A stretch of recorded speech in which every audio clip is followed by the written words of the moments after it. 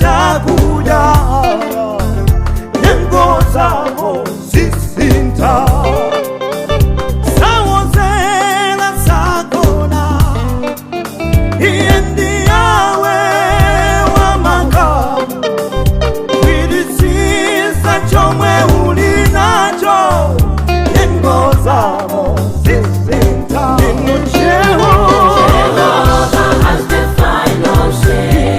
Jehovah has the final say.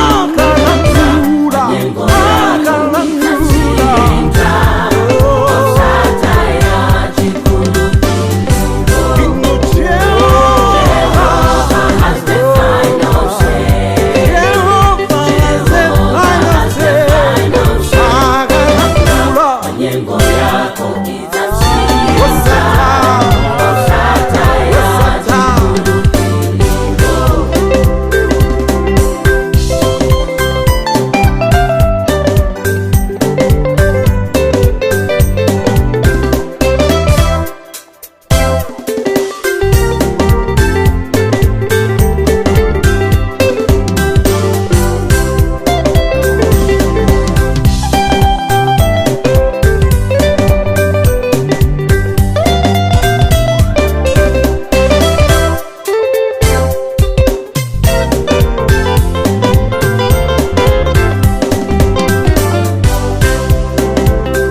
Jehovah has the final say.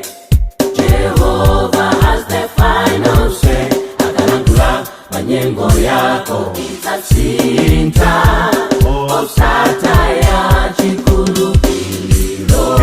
Jehovah has the final say. Jehovah has the final say. Akalangula manyengo yako itasinta, osata ya chikulupiliro. Jehovah has the final say. Jehovah has the final say. Nyengo yako